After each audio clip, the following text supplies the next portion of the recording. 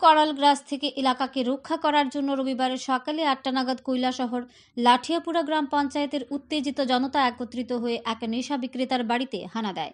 জানা গেছে, এই নেশা বিক্রেতার নাম দেবদাস দেবনাথ। সে দীর্ঘদিন ধরে ব্রাউন সুগার, ইয়াভা ট্যাবলেট সহ বিভিন্ন নেশা সামগ্রী বিক্রি করে আসছে। দেবদাস দেবনাথের বাড়ির পাশে দিনমজুর এক ব্যক্তি নেশা আসক্ত হওয়ার কারণে পরিবারে ঝগড়া বিবাদ হওয়ার ফলে ওনার স্ত্রী বাড়ি থেকে চলে যায় এবং ওনার একটি ছেলে বিকলাঙ্গ। বাড়িতে খাওয়া দাওয়া না করতে পেরে গতকাল গলায় দড়ি দিয়ে আত্মহত্যা করার চেষ্টা করে। এ দৃশ্য এলাকাবাসীরা দেখতে পেরে সঙ্গে সঙ্গে এই যুবককে আত্মহত্যা করা থেকে মুক্ত করেন। এরপর শনিবার রাতে এলাকাবাসী সিদ্ধান্ত নেয় দেবদাস দেবনাথের বাড়িতে গিয়ে তল্লাশি অভিযান করবে।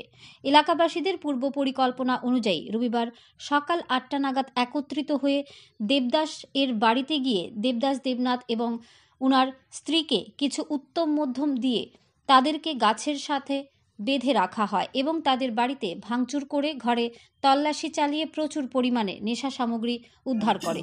এরপর খবর দেওয়া হয় কৈলাসহর ইরানি থানায়। ইরানি থানার বিশাল পুলিশ এবং টিএসআর বাহিনী ঘটনাস্থলে এসে দেবদাস দেবনাথ এবং ওনার স্ত্রীকে থানায় নিয়ে যান।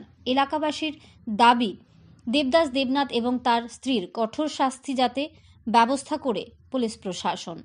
ব্যুরো রিপোর্ট, আরি, ধর্মনগর। সকালে আমার কাছে ফোন গেছে, গ্রামের সব মানুষ বেটিন বেটান সব জড়ো হয়েছে।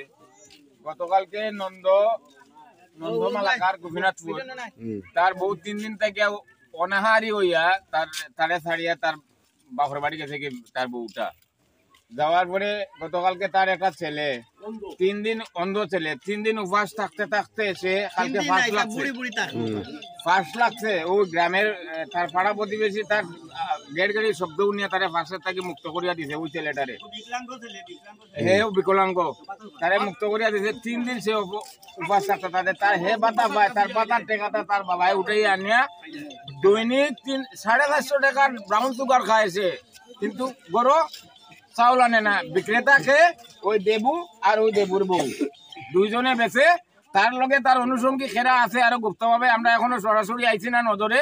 আমরা নজরে আইলে আমরা গ্রামবাসী হিসাবে আমরা বরদাস্ত করতে পারতাম না। গ্রামের অসংখ্য যুবক ছেলেকে নষ্ট করে এই দুইটা মানুষ, দেবু আর দেবুর বউ। আর তার পিছনে আরো গাইডলাইনে আছে আরো 2-3 জন।